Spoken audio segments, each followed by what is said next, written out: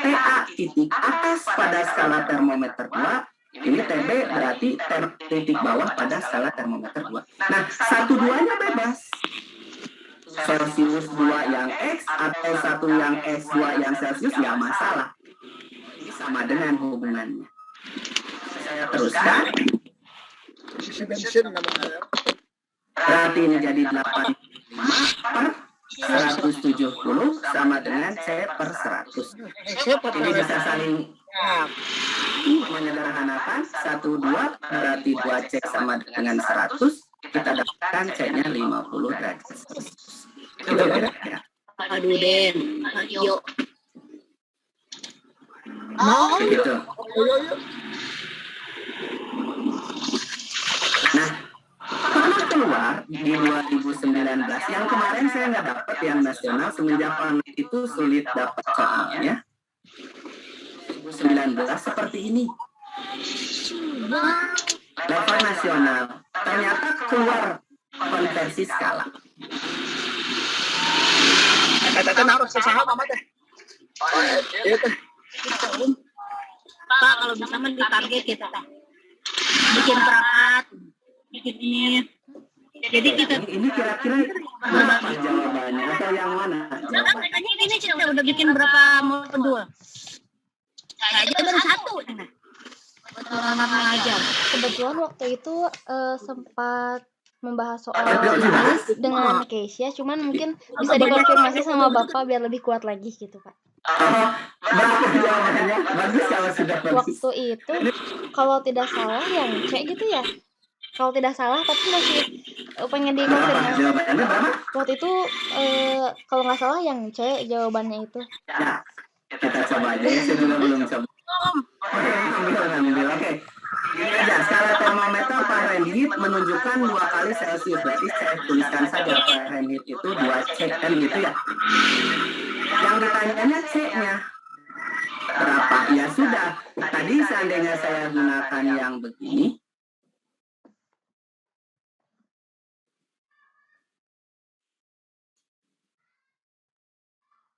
itu ambil ini untuk yang Fahrenheit, ini untuk yang Celsius, berarti T Fahrenheit 2C.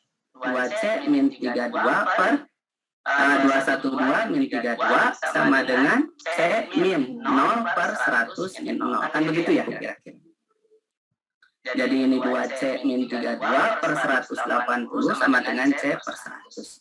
Paling mudah ya kita sederhanakan saja dulu. Ini dapat 5, ini dapat 9. Sehingga kalau saya sederhanakan 5 2C min 32 sama dengan 9C. Berarti ini 10C min ini 160 9C. Berarti ini C sama dengan 160 derajat.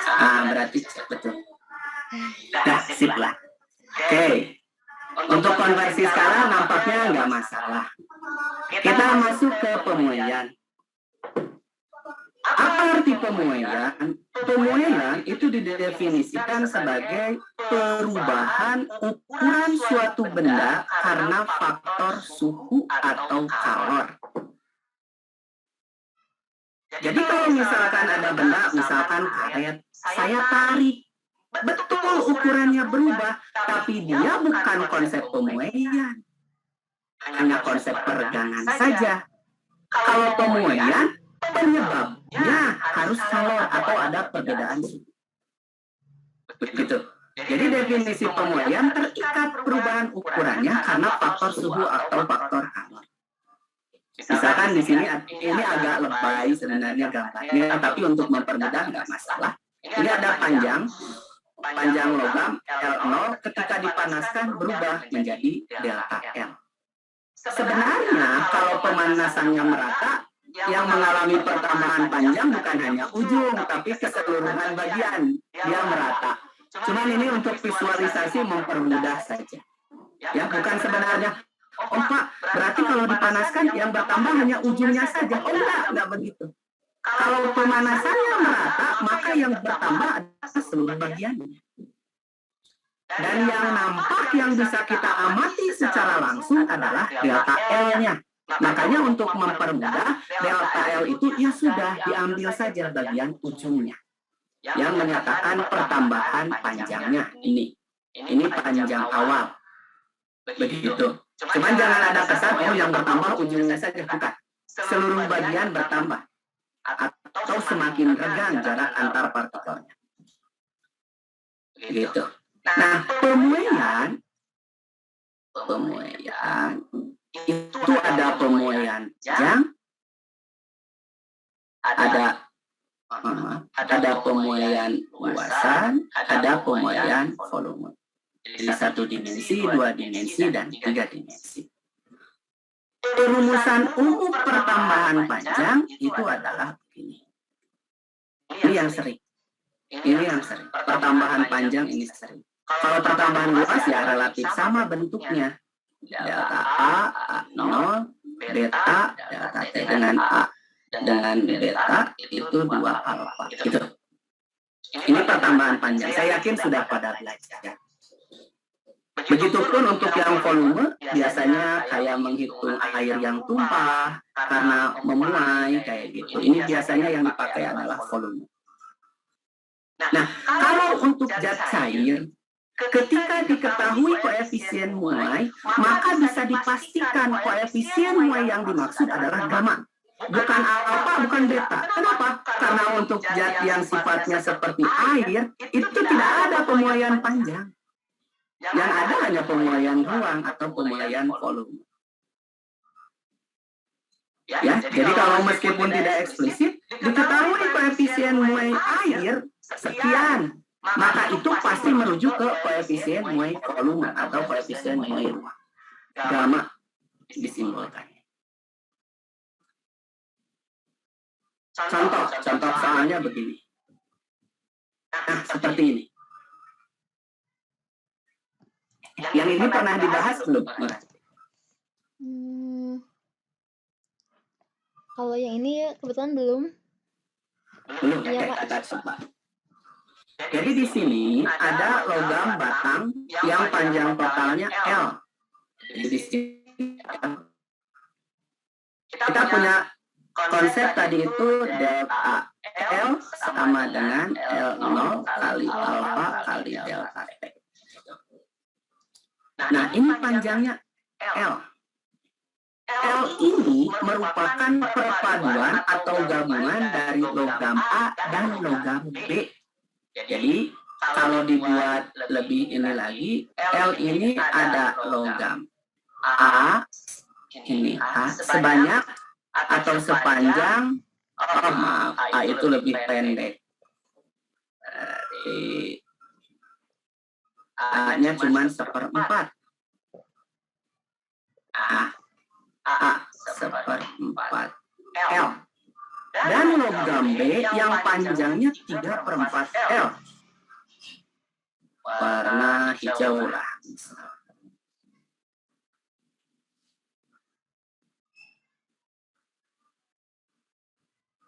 Nah, gitu. Jadi logam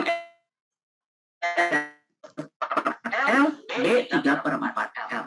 Koefisien muai logam A adalah 2 kali koefisien panjang muai panjang logam B. Redaksi ini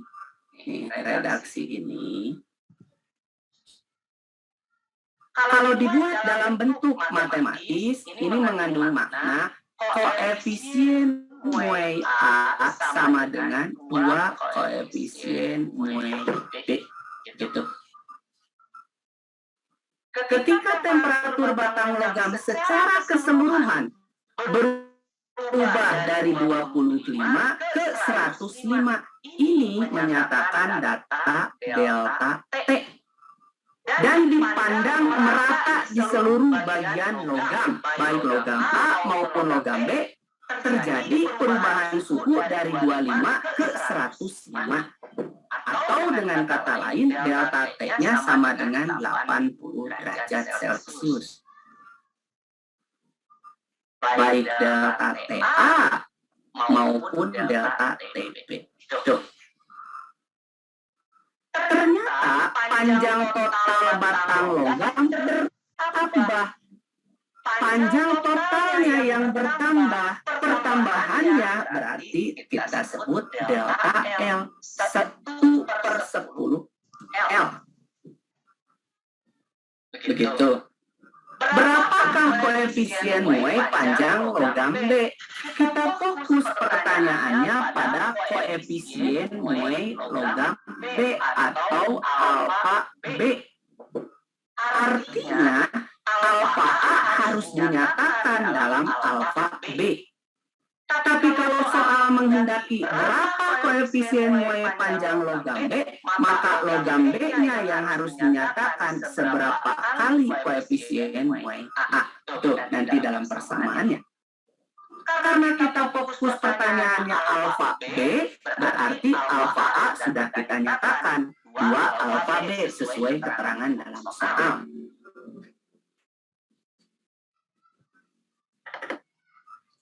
Ya sudah, sekarang kita tinggal selesaikan. Tadi kita sudah tahu persamaannya seperti ini. Maka bisa saya tuliskan delta L sama dengan L0 alfa delta T. Karena ini gabungan, berarti delta L total adalah delta L akubat A ditambah delta L logam B. Delta L total 1/10 L. Atau saya nyatakan dulu dalam bentuk simbol dulu semuanya, biar merata. Delta L total sama dengan delta L rumusnya berarti L0 A dikali alfa A delta T A ditambah L0 B kali alfa B kali delta TB. Itu. Berarti 1/10 L sama dengan L0A berarti 1/4 L. Alfa A berarti kita nyatakan dalam alfa B karena soal menghendaki alfa B yang ditanyakan. Berarti ini 2 alfa B. Delta T-nya 80 tambah 3/4 L alfa B 80. Begitu. Ada L di setiap suku bisa kita saling bagi. Ya. Atau kalau kita biasanya hilangkan atau coret, oke lah. Tapi sebenarnya itu saling bagi. Berarti saya dapat 1/10 sama dengan 2 kali 1/4 setengah alfa B kali 80 tambah 3/4 alfa B kali 8. Atau 1/10 sama dengan ini 40 alfa B tambah 60 alfa B. Sehingga alfa B sama dengan ini jadi 100, 1/10 berarti 10 kali 100. 1/1000 atau 0,001. Jadi kita dapatkan 0,001 koefisien muai panjang logam B. Kalau ditanyanya logam A, tinggal dikalikan 2, berarti 0,002 per derajat Celcius. Satuan koefisien muai itu adalah per derajat Celcius. Begitu. Silakan kalau ada yang ditanyakan silakan. Gimana? Aman? Aman. Coba aku dengar ibu suaranya. Memang lebih enak tuh langsung ya, lebih. Silakan kalau ada pertanyaan silakan, nggak usah sungkan, silakan saja. Ya. Kira sayanya aja Pak. Silakan. Jadi di-review lagi aja. Ini sebetulnya sama saja seperti soal-soal yang biasa kalian temui di SMP. Bedanya ini pemuaiannya bukan dilakukan. Pemuaiannya itu dari 2 bahan. dalam satu benda yang sama. Jadinya ya gak bisa salah satu, harus dua-duanya sesuai dengan porsinya. Kayak gitu. Dan jangan sampai salah mensubstitusikan Betul. nilai, karena kalau yang ditanyanya koefisien muai panjang logam A, maka kita harus mempertahankan yang ada A-nya gitu. Harus mempertahankan. Kalau ini kan yang ditanyakan yang koefisien muai panjang logam B. Jadi yang kita ambil yang B-nya. Yang makanya kita harus membuat persamaan baru. Oh, berarti koefisien muai panjang B itu adalah setengah alfa A. Nah, yang warna biru ini. Jadi itu yang harus dilakukan. Selebihnya aljabar, matematika, seperti itu. Insya Allah bisa. Masih lebih susah yang kemarin Pak, yang usaha energi yang lintasannya melengkung yang itu lebih. Iya. Kalau ini Lebih kompleks sebenarnya itu. Iya Pak. Iya. Oke. Kalau tidak, saya coba teruskan dulu ya. Nah, berikutnya itu terkait dengan kalor. Kalor itu dikatakan sebagai salah satu bentuk energi. Jadi kalor merupakan bentuk energi yang terjadi pada dua benda yang berbeda suhu. Biasanya untuk benda yang satunya lagi tidak disebutkan. Contoh, misalkan ada benda menerima kalor, sebenarnya ada benda lain yang suhunya lebih tinggi, makanya dia menerima. Tetapi untuk mempermudah, biasanya tinjauan kalor langsung ke sistemnya. Misalkan, ada air diberi kalor 1000 kalori atau 1000 joule, berarti kita tinjau ke airnya saja. Padahal sebenarnya air itu dikontakkan dengan benda lain yang suhunya lebih tinggi kalau air itu menerima kalor. Tapi kalau air itu melepas kalor, sebenarnya dia itu dikontakkan dengan benda lain yang suhunya lebih rendah. Jadi istilah kalor itu minimal ada dua benda yang berinteraksi secara termal. Cuman untuk mempermudah, biasanya kalor ya sudahlah pada benda saja. Oke, nggak masalah. Nah, sekarang bagaimana kalau ada kalor atau energi itu diberikan pada sebuah benda? Ada dua kemungkinan yang akan terjadi. Yang pertama, kenaikan suhu. Yang kedua, perubahan wujud. Kenaikan suhu biasanya disimbolkan besarnya seperti ini. N kali C kali delta T. Perubahan wujud N kali L. M-nya massa. Di sini tuh massa. Di sini C-nya kalor jenis. Delta T-nya adalah suhu. Kalau dia melepas kalor, misalkan, oh berarti suhunya akan turun. Tapi kalau dia menerima kalor, suhunya akan naik. Jadi delta T itu bisa positif, bisa negatif. Tergantung suhunya naik atau turun. Sehingga nanti apakah benda itu melepas atau menerima kalor. Tergantung suhunya naik atau turun. Ketika suhunya naik, dipastikan benda menerima kalor. Ketika suhunya turun, bisa dipastikan kalau benda pada saat itu sedang melepas kalor. Nah, di sini yang harus dipahami, pada saat kita tahu bahwa kalor yang diberikan pada benda digunakan untuk merubah suhu benda, di sini ada konsep kalor jenis. Kalau dilihat dari perumusan, C itu jadi begini. C sama dengan Q per M delta T. Kalau dibuat dalam bentuk fisis, kalor jenis ini didefinisikan sebagai banyaknya kalor yang diperlukan untuk merubah suhu 1 kg zat sebesar 1 derajat Celcius atau 1 Kelvin. Kalor jenis adalah banyaknya kalor yang diperlukan untuk merubah suhu 1 kg zat sebesar 1 derajat Celcius atau 1 Kelvin. Artinya apa? Oke, saya tulis redaksinya ya. Kalor jenis, banyaknya kalor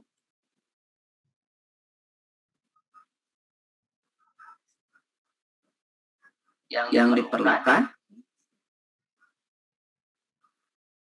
untuk menaikkan, merubah, karena bisa naik, bisa turun suhunya. Merubah suhu 1 kilogram zat sebesar 1 derajat Celcius atau 1 Kelvin. Nah, jadi banyaknya kalor yang diperlukan untuk merubah suhu 1 kilogram zat sebesar 1 derajat Celcius atau 1 Kelvin. Karena delta T Celcius sama dengan delta T Kelvin. Nah, artinya apa? Semakin besar kalor jenis, maka kalor yang diperlukan untuk menaikkan suhunya semakin besar. Artinya apa? Semakin lambat dia berubah suhunya. Lambat panas atau lambat dingin, lambat suhunya berubah.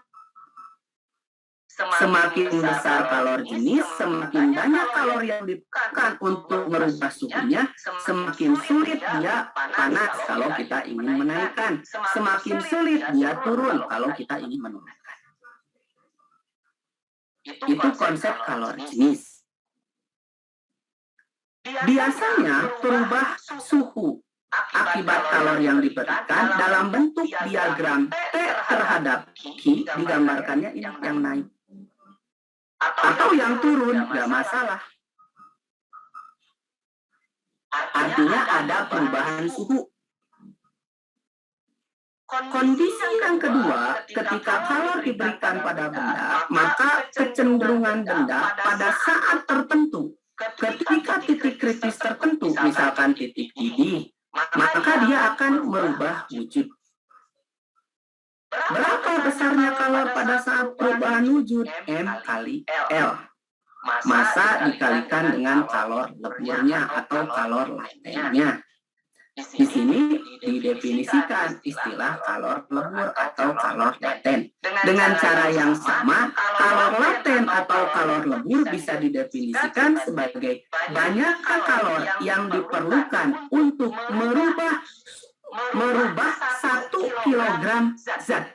Banyaknya kalor yang diperlukan untuk merubah wujud 1 kilogram zat. Kenapa di sini tidak ada suhunya? Karena secara ideal, untuk kasus ideal, pada saat perubahan wujud tidak terjadi perubahan suhu. Makanya gambarnya pada saat perubahan wujud pada kurva T terhadap Q itu mendatar. Karena tidak ada perubahan suhu. Kasus ideal. Apakah nyatanya seperti itu? Belum tentu. Ini untuk kasus-kasus yang ideal. Nah, setelah memahami itu, umumnya soal-soal yang banyak keluar di KSN itu adalah asas Black. Asas Black itu menjelaskan terkait dengan kalor lepas sama dengan kalor terima. Atau ketika ada dua benda yang berinteraksi, maka kecenderungan akan ada benda yang melepas kalor dan akan ada benda yang menerima kalor. Siapa benda yang melepas kalor? Yang melepas kalor adalah yang suhunya lebih tinggi. Dan yang menerima kalor itu adalah yang suhunya lebih rendah. Itu. Lagi-lagi di sini kita asumsikan kasus ideal. Seluruh kalor yang dilepas oleh benda yang suhu tinggi diterima sepenuhnya oleh benda yang suhunya lebih rendah. Kecuali dalam soal ada benda lain yang menerima kalor. Kecuali atau ada kalor yang hilang. Bukan hilang, maksudnya berubah bentuk dalam bentuk energi yang lain, bukan kalor. Misalkan kalau dia berupa ledakan atau apa, berarti ada yang berubah menjadi energi bumi dan sebagainya. Begitu. Contoh soal begini. Nah, seperti ini soal yang pernah keluar. Zat A dan zat B mempunyai massa yang sama. dipanaskan dengan alat pemanas yang sama. Artinya, Kalorinya kalau alat pemanas sebagai sumber kalor, kalori yang diberikannya sama. Kasarnya begitu.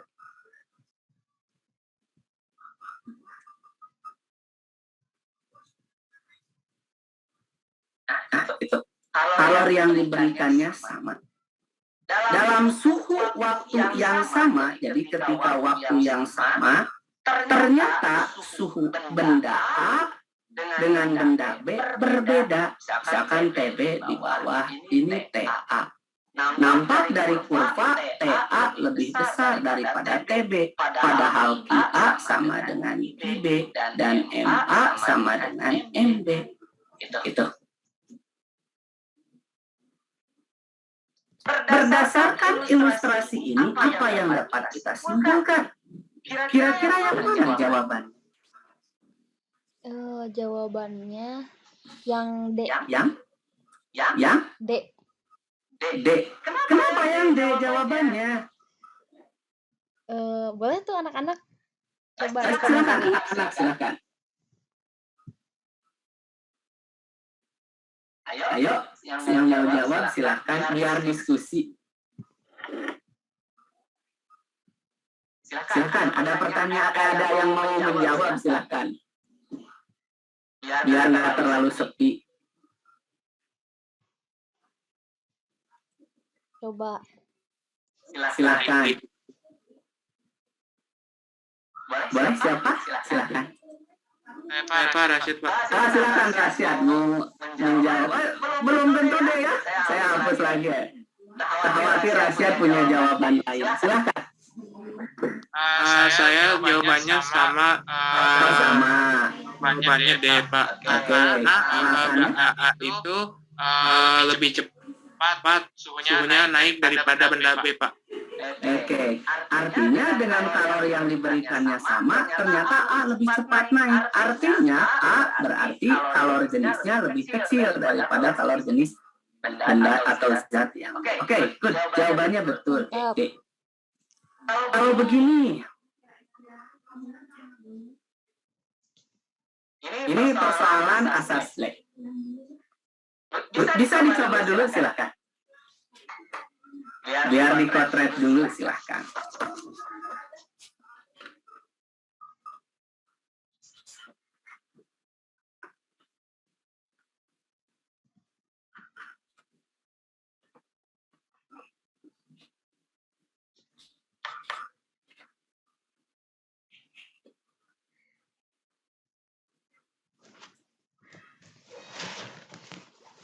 Tiga sampai 5 menit lah, silahkan dicoba dulu.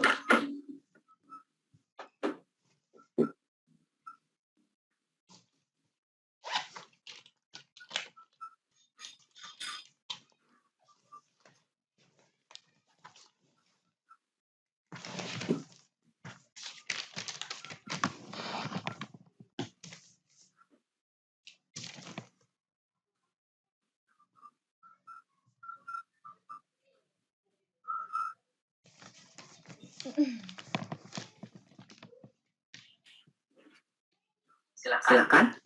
Yang sudah boleh.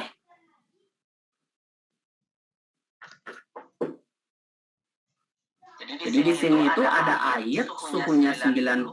Ini asas Black sebenarnya, karena ada disentuhkan. Jadi ada kontak termal.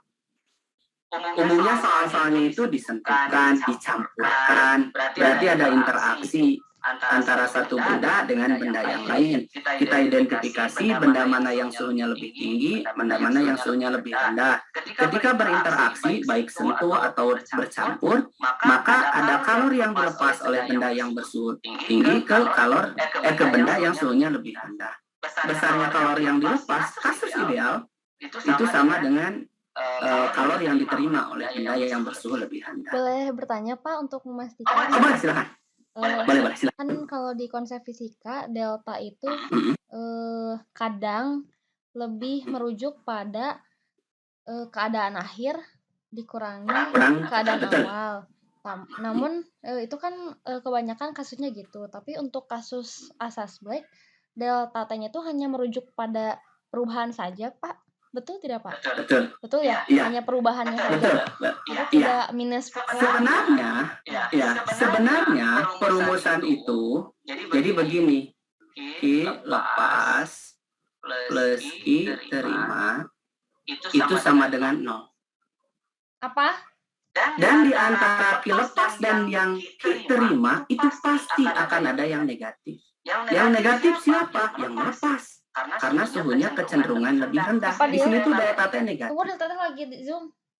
Perumusan hukum kekekalan energi dalam konteks kalor selalu siklus dalam satu acuan itu 0, sama seperti di hukum Kirchhoff 2. Simpel sama dengan 0. Notasinya plus semua. Adapun nanti plus minus merujuk pada apakah arusnya itu searah dengan loop kayak gitulah. Kalau dalam hukum Kirchhoff. Kalau dalam kasus ini, mana yang negatif? Delta T, karena definisi di fisika selalu merujuk pada akhir dikurangi awal. Selalu. Yang benarnya begini.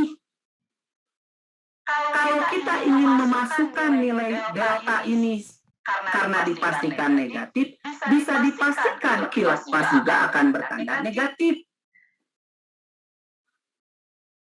Jadi begini, kalau kita ke nilai, makanya orang lebih mudahnya ya sudahlah terima sama dengan Q lepas. Dengan acuan delta T harus selalu ambil yang positif, karena di sini sudah menjelaskan besar. Kalau secara fisik berbeda, yang satu mah berkurang suhunya, yang satunya bertambah suhunya. Jadi ini berlaku sebenarnya ada tanda mutlaknya itu tuh. Jadi begini. Nah, gini sebenarnya. Yang benar itu begini. Nah, ini. Ya, yang benarnya begini. Perumusannya itu. Karena kita menganut pada definisi di fisika yang menyatakan perubahan itu selalu akhir dikurangi dengan awal. Selalu.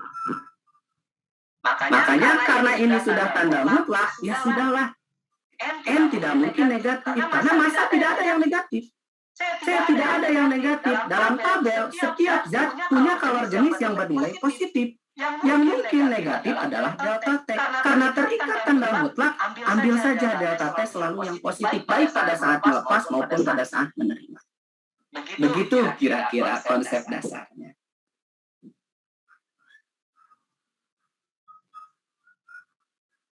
Begitu, Nuranti. Baik, Pak. Nah, jadi sebenarnya ada tanda mutlak di sana itu, yang kayak gininya nih. Sehingga yang dimasukkan T-nya selalu yang positif.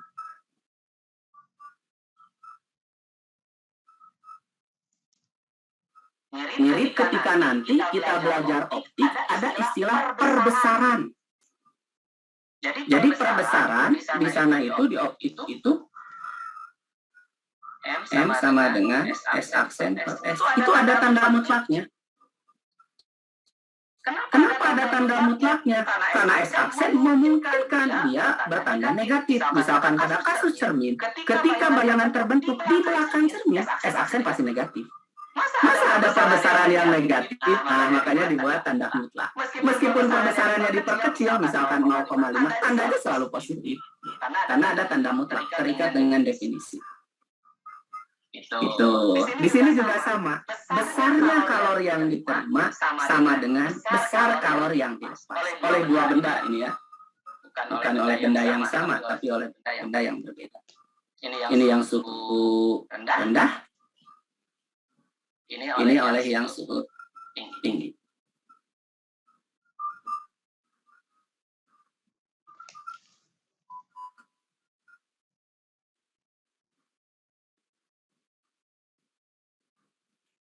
Gitu.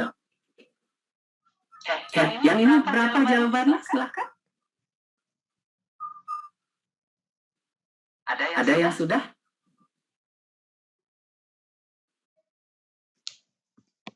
Jadi pastikan dulu di sini itu apa dan apa yang dicampurkan. Oh ya, terus harus diwaspadai untuk beberapa kasus karena ini terkait dengan ejaan atau aturan penulisan untuk menyatakan besar Di awal kalimat itu tidak dalam angka, tapi dalam bentuk narasi. Jadi jangan heran, ini 200 gram dinyatakan kok 1 kilogram dalam bentuk narasi, memang aturannya begitu. Untuk di awal kalimat dibuatnya dalam narasi, jangan angka. Ya, jadi ini 1 kilogram punya ini, 1 kilogram, sebenarnya begitu. Ada yang mau jawab tadi? Saya mau memastikan sih Pak. Ini kan yang dikontakkan itu antara air dengan es. Es itu kan pada akhirnya berubah seluruhnya menjadi zat cair. Artinya Betul. Es itu awalnya berubah suhunya dulu, baru setelah berubah suhunya baru dia berubah wujud. Betul. Jadi untuk ki lepas atau ki milik air itu hanya satu rumus saja, yang ki macet saja. Betul. Sedangkan untuk yang es itu ada 2 tahap, yaitu ki macet es dan ki yang kalor lebur. Betul tidak Pak? Ada kalor yang pakai lebur gitu? Ya, kalor lebur ketika apa di sini tuh? Sebongkah es, saya juga belum nyoba. Coba ya. Sebongkah es yang masanya 200 gram disentuhkan ke wadah air itu lalu segera mencair. Jadi es dikontakkan pada wadah, esnya mencair. Es tersebut terbuat dari suatu zat X. Setelah seluruh es mencair, maka air suhunya 40. Berarti konsepnya di sini, kalor yang dilepas oleh air sama dengan kalor yang diterima oleh es, tapi hanya untuk mencairnya saja. Konteksnya bukan dicampurkan di sini, tapi disentuhkan. Kalau disentuhkan, pada saat setimbang termal masih memungkinkan wujudnya berbeda atau suhunya berbeda, masih memungkinkan. Karena ini tidak bercampur. Di sini ditanyanya pada kondisi tertentu, kondisi khusus. Jadi pada kondisi khusus, hati-hati soal ini. Kondisi khususnya dari mana? Pada saat seluruh es mencair, ini benda satunya misalkan, air turun suhunya.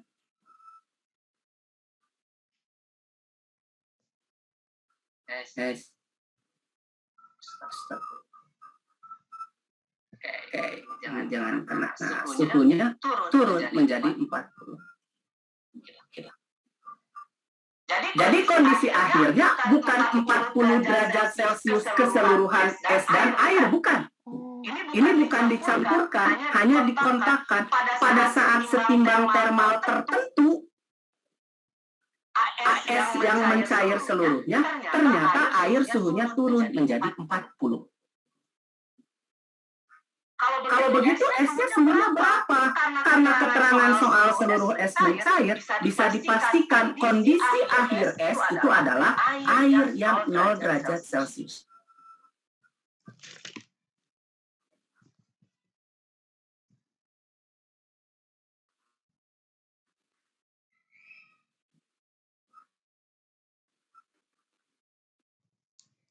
Begitu, Miranti. Jadi esnya hanya satu tahap, untuk airnya juga satu tahap.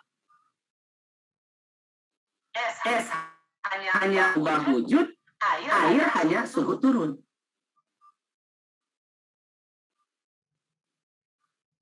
Terbayang? Terbayang Pak, saya coba dulu. Ya. Jadi ceritanya begini nih, kalau saya ilustrasikan. Ada air dalam wadah.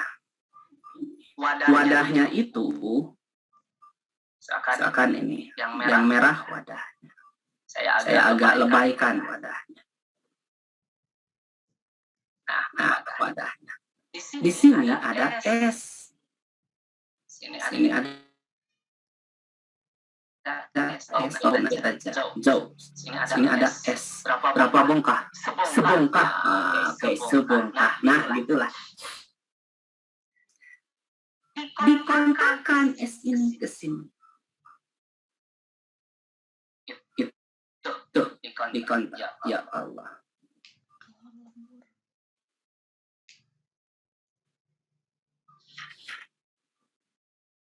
Nah, dikontakkan.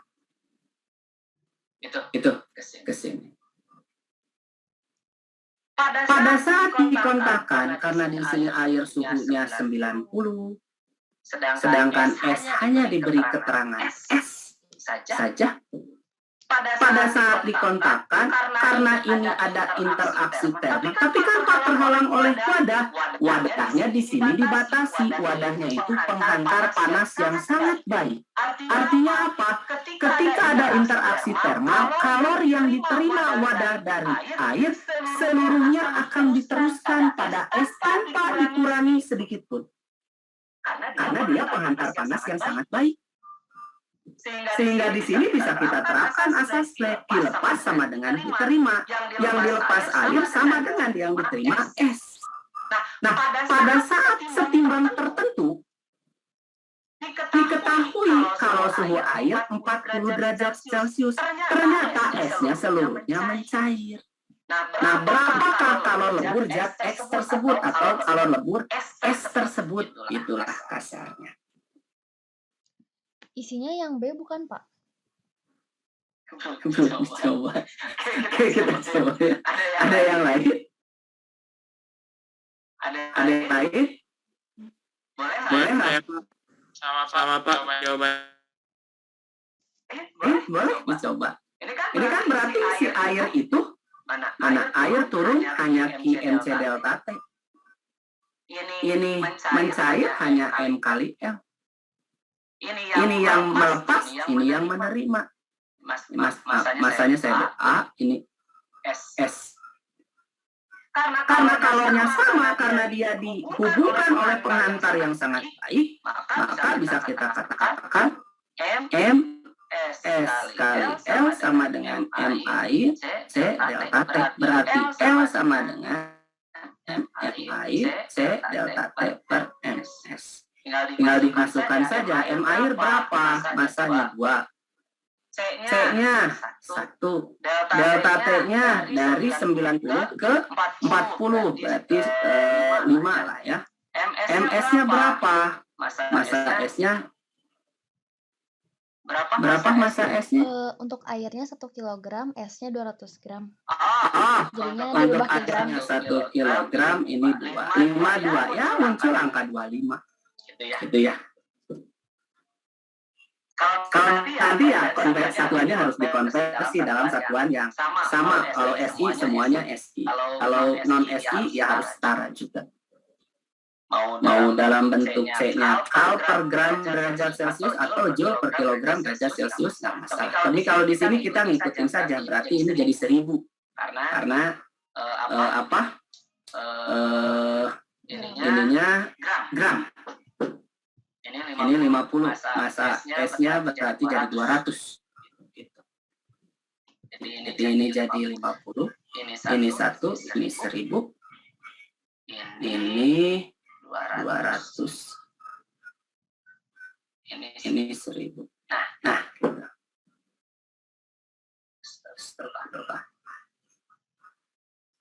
Nah, gitu.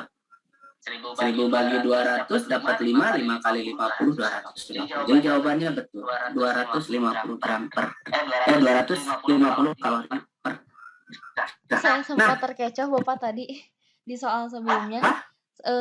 Di awal sempat terkecoh karena mikirnya itu S-nya mencair plus S-nya nambah suhunya. Padahal yang ditanya bukan kalor jenis, tapi kalor lebur, langsung ditanyanya kalor lebur. Ya, Nah, ini akan relatif mirip soalnya ketika redaksinya begini. 1 kilogram air pada suhu 90 derajat Celcius disimpan dalam suatu wadah tanpa ada keterangan kalimat yang berikutnya. Kemudian, sebongkah es yang asalnya 200 gram dimasukkan ke dalam air sehingga suhu akhir menjadi air 40 derajat Celcius. Nah, kalau redaksi begitu, si es menjadi ada 2 tahapan. S-nya menjadi 2 tahapan, ada M kali L, ada MC delta T. Tapi di sini kasusnya dipisahkan oleh wadah, wadahnya sebagai penghantar yang baik ketika dikontakkan setimbang tertentu, ini tidak konteks dicampurkan, ternyata es mencair dan air pada saat itu suhunya turun menjadi 40 derajat Celcius. Begitu. Ya harus hati-hati ya, baca soalnya harus hati-hati. Biasanya soal KSN itu atau soal Olimpiade itu ada ini tersendiri gitu, ada apa ya? Ada analisis tertentu gitu, yang kadang beda dengan analisis pada soal umumnya. Dan kadang nyeleneh juga soalnya itu masuk ke bahasan termodinamika atau teori kinetik gas. Sebagai contoh pernah keluar soal itu begini.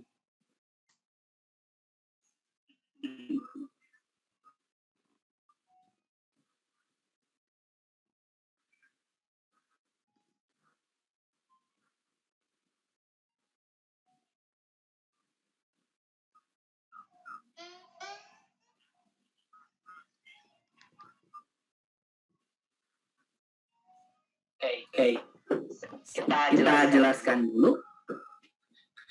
Jadi di suhu dan kalor bagian berikutnya itu ada yang disebut dengan teori kinetik gas.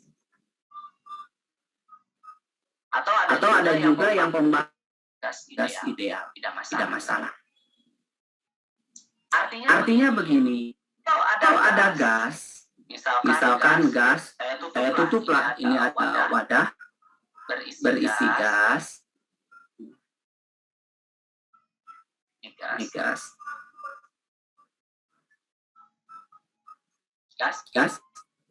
dalam sistem tertutup.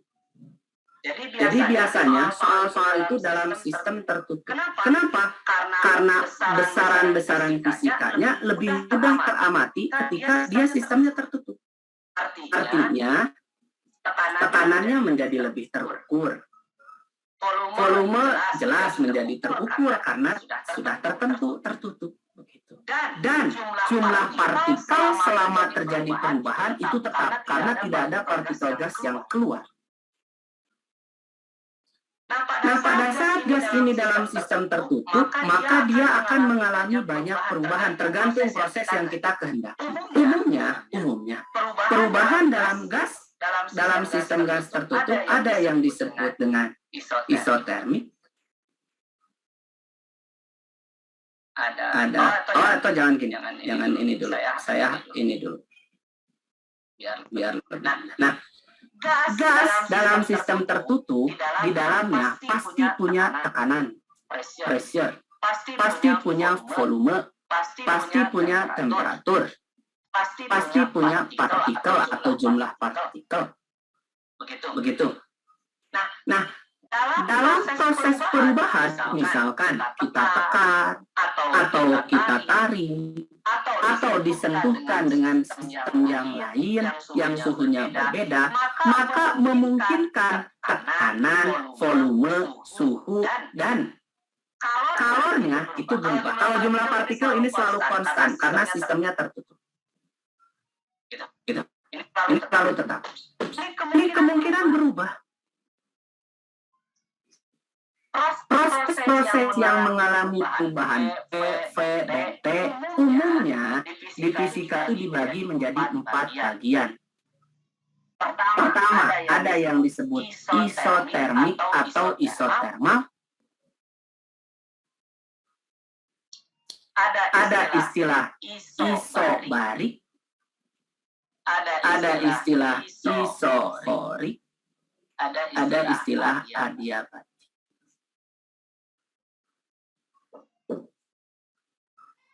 Term itu suhu, ISO itu sama. Oh, berarti ini suhunya tetap. Bar itu tekanan. Berarti ini tekanan yang tetap. Ini volume yang tetap. Ini tidak ada interaksi kalor. Tuh. Ini jarang.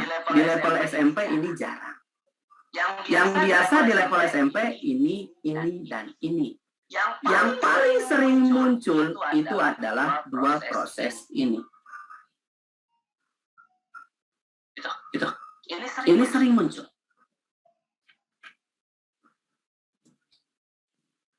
Nah, lalu bagaimana persamaannya? Persamaannya sering dikenal dengan persamaan gas ideal.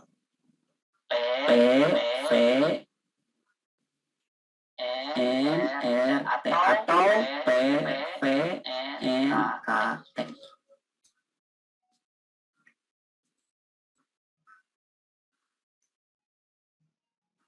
Untuk dua ini, yang ini dengan yang ini, dia konstan.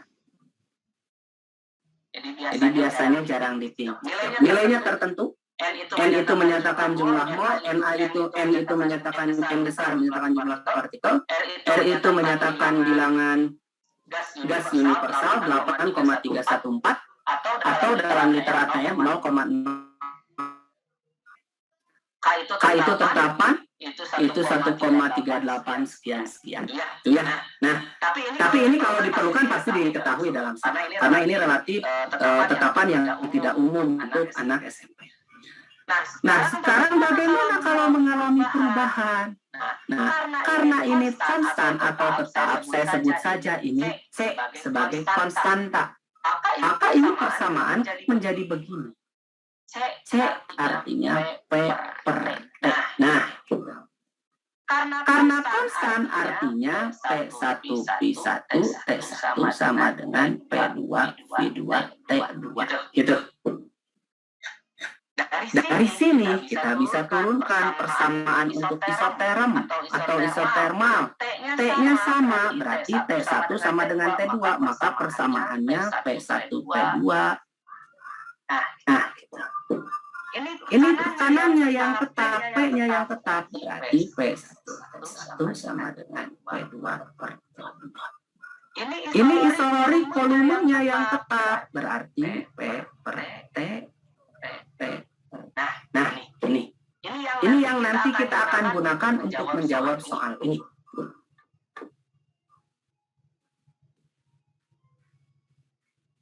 Silakan kalau ada pertanyaan, silakan.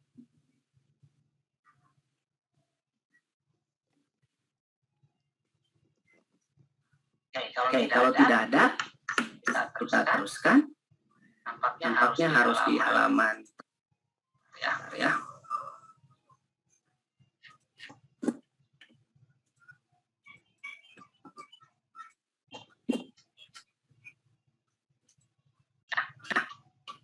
Oke.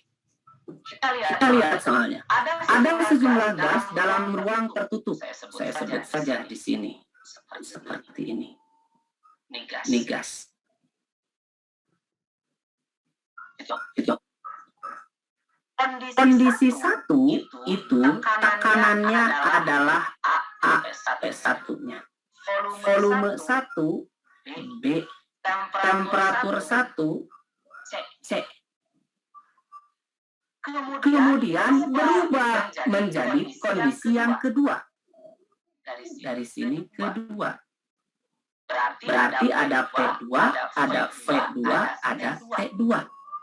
Perubahannya secara apa? Lihat dalam soal secara isotermal. Kalau isotermal suhunya yang tetap. Jadi ini isotermal. Gitu. Berarti T2-nya sama dengan C karena isotermal. P2 V2-nya berapa? Lihat soal berikutnya. Sehingga keadaan kedua volumenya 3 kali keadaan pertama. Yang tadinya volumenya B, keadaan kedua karena 3 kali berarti 3B. Kalau begitu berapa tekanannya? Karena isotermal tadi sudah ada persamaannya begini. MA1 itu kan? Berarti kalau P1-nya A, volumenya B, P2 saya tidak tahu, V2-nya 3B, maka P2 bisa dipastikan 1/3 A. Oh, ininya 1/3 A. Gitu. Itu perubahan yang kedua. Berikutnya, dari keadaan kedua, gas berubah secara isobarik ke keadaan ketiga. Oke, saya pindah ke sini, keadaan ketiga. Secara apa? Isobarik. Apa isobarik? P-nya tetap. Berarti kalau di sini ada P3, V3, T3, tekanan tetap. Berarti di sini tekanan 1/3 A. Berikutnya, sehingga volumenya sama dengan volume keadaan pertama. Volumenya sama dengan pertama. Oh, berarti volumenya P. Berapa T-nya? Karena isobarik, tadi kita sudah punya persamaan isobarik. V berarti bandingkan. V2/T2 sama dengan V3/T3. V3 berapa? B. T2 berapa? C. V3 berapa? Mohon maaf, V2 3B. Maaf, 3B. T2 C. V3 B. Berarti ini T3. Berapa T3? T3 bisa dipastikan sama dengan B C/3B. Caret atau saling bagi T3-nya. Oh, 1/3 C. Nah, begitu. Apa yang ditanya? Tekanan dan pada keadaan kedua. Oh, berarti tekanan kedua itu yang mana? Yang ini. Dan temperatur pada keadaan ketiga. Oh, yang ini. Berarti jawabannya A/3 dan C/3. Jadi jawaban yang tepat adalah yang A.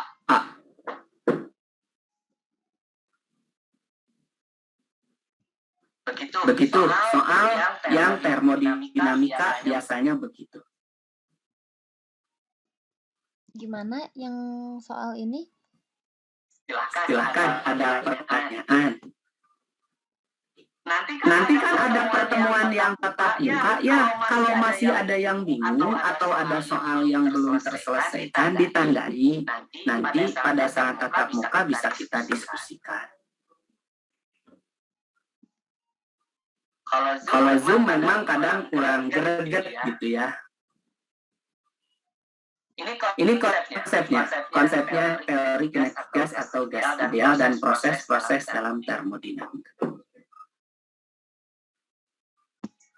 Silahkan kalau ada pertanyaan atau apa silahkan dipersilahkan.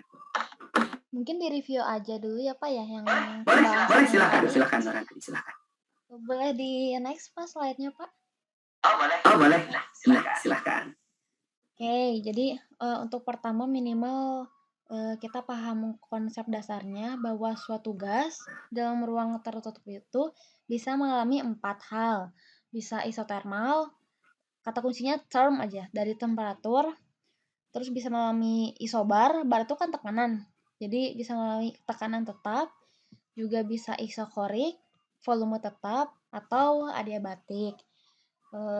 Langkah pertama sih, seperti biasa ya, Ibu pernah bilang soal tuh tidak akan lengkap kalau kita membahasnya tanpa digambar, jadi bagusnya digambar. Terus langsung dianalisis dari keadaan awal sampai akhir tapi satu persatu, dan kita harus bisa membedakan apakah keadaan ini masih satu atau udah beda keadaan lagi. Jadi biasanya tipe-tipe soal fisika tuh seperti itu. Di sini ternyata pas dicek ada 3 keadaan. Pertama, di sini kan ada pada keadaan pertama, nah itu bisa jadi patokan memiliki tekanan P-nya A, V-nya B, temperaturnya C. Beres, gak ada masalah. Lanjut, mula-mula gas diubah secara isotermal. Nah, barulah ada perubahan menjadi keadaan yang kedua. Ada lagi keterangannya. Jadi emang harus teliti dengan semua redaksinya. Tulis 2.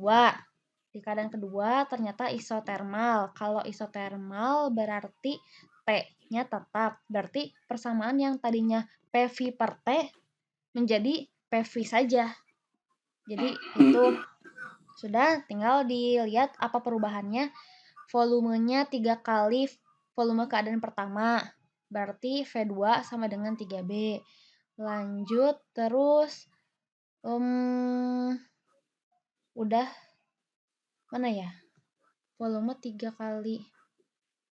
Nah, udah itu aja yang diketahui. Nah, langsung kita aplikasikan saja persamaan isotermalnya, barulah didapat berapa tekanannya. Jadi sudah lengkap sekarang data kedua. Lanjut keadaan ketiga, isobar.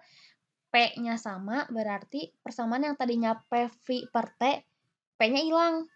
Karena saling membagi, jadinya V per T, V per T. Baru masuk yang sebelah kanan, itu catatannya. Sama seperti tadi, di list aja P-nya berapa, V-nya berapa, T-nya berapa. Sehingga volumenya sama dengan volume pada keadaan pertama. Berarti V3 sama dengan yang B. Terus untuk P3-nya karena isobar, jangan lupa maka P-nya sama dengan yang mana? Dengan keadaan sebelumnya, yaitu bukan keadaan 1 tapi keadaan yang kedua. Baru kita bisa mencari besaran yang lain. Nanti setelah diketahui P3-nya berapa, V3-nya berapa, barulah kita tinggal menggunakan prinsip kali silang dan persamaan sih kalau di matematika. Di sini kita pakai yang isobarik V2 per T2 sama dengan V3 per T3. V2-nya udah ada, T2-nya juga udah ada, tinggal masukkan saja. V3-nya juga ada, maka T3-nya bakal dapat. T3-nya langsung dapat 1 per 3C. Itu temperatur pada keadaan ketiga. Berarti kita jangan sampai memilih option C sama option D. Tersisa tinggal A sama B. Lalu untuk mendapatkan tekanan yang kedua atau P2, karena di sini kita sudah tahu bahwa P2-nya itu 1 per 3A, ternyata sudah ada juga. Cuman bentuknya kita nulisnya 1 per 3A, tapi kalau di option A per 3, itu sama aja gitu. Ya, itu sama aja. Ya, cuman kadang mungkin nggak terlalu ngeh gitu. Seperti itu Bapak reviewnya. Oh iya, ya ini A per 3 ya. Nah, ini C per 3. Nah, gitu. Oke, ada pertanyaan? Silakan.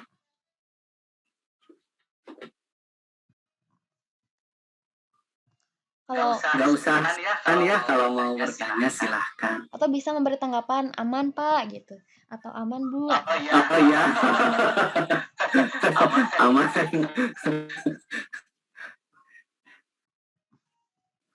Oh iya, Nuranti, kalau untuk besok jam berapa? Kalau itu sepertinya disesuaikan dengan anak-anak. Anak-anak gimana? Mendingan lebih baik jam berapa gitu? Iya, besok. Apakah jam 1 lagi? Soalnya untuk hari ini kayaknya meskipun saya sudah siapkan, Puida kayaknya terlalu tanggung. Karena Puida itu relatif banyak. Iya ya Pak. Kasusnya banyak. Ini gitu. Banyak kasus gitu. Jadi mungkin di pertemuan berikutnya saya akan bahas Puida. Kalau anak-anak, Maaf Bu, ya gimana? Boleh? maaf Bu Pak, kalau besok saya bisanya jam 1 Pak. Oh iya iya. Bu, saya jam 3 itu ada les Pak. Oh iya iya.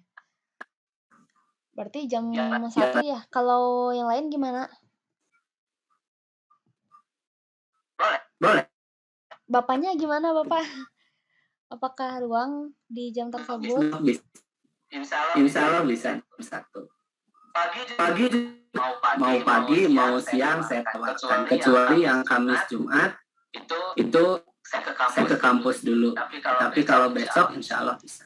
Oh, kalau seperti itu mungkin baiknya tetap jam 1 karena kalau di pagi kebetulan guru-gurunya pada ngajar di kelas jadi tidak bisa mendampingi atau memberikan Oh, penguatan boleh. gitu. Kayaknya anaknya kalau dikasih Oh, iya. penguatan jadi makin strong gitu, Pak.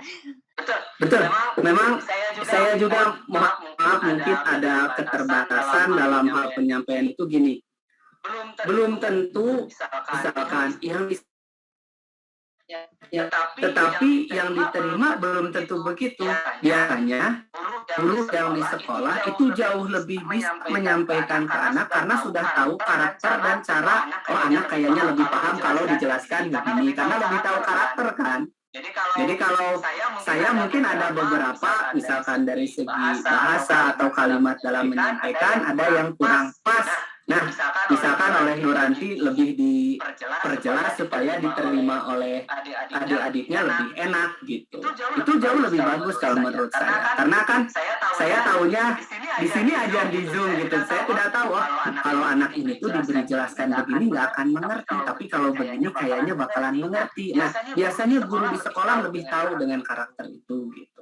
Lebih bagus ada penguatan. Harus kalau menurut saya harus. Oh iya, Harus Pak. ada. Berarti mungkin tetap jam 1 untuk anak-anak.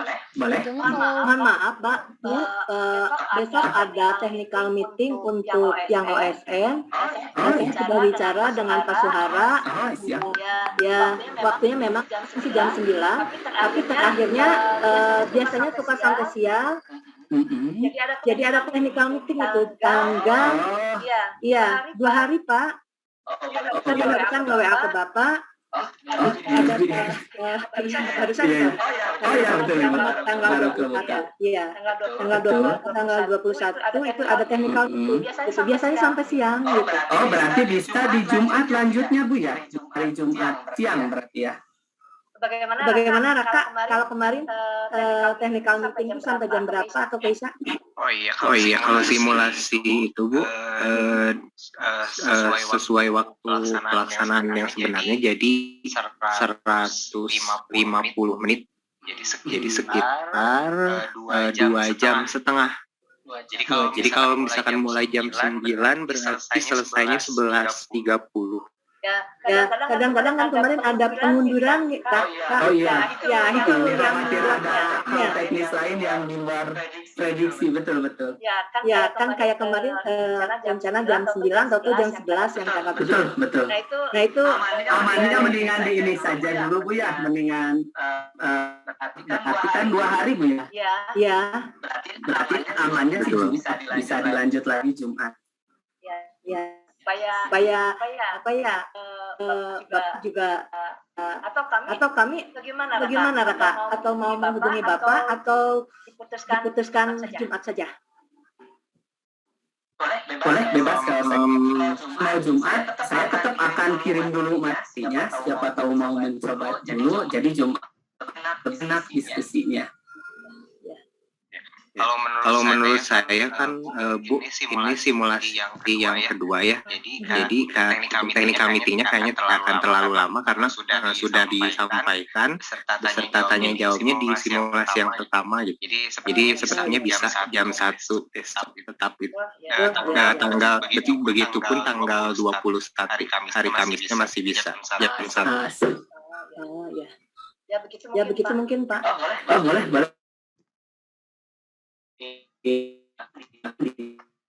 Satu Bu ya. Tapi untuk biologi Pak Suhara ya Bu ya. Belum, tapi saya sudah memberikan ini jadwal bahwa jam 9 dipakai. Oh iya siap Bu.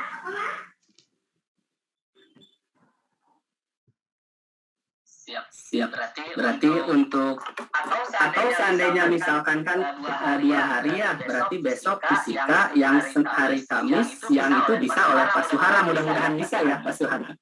Jadi tetap berjalan ini barengan gitu, ininya waktu sama materinya.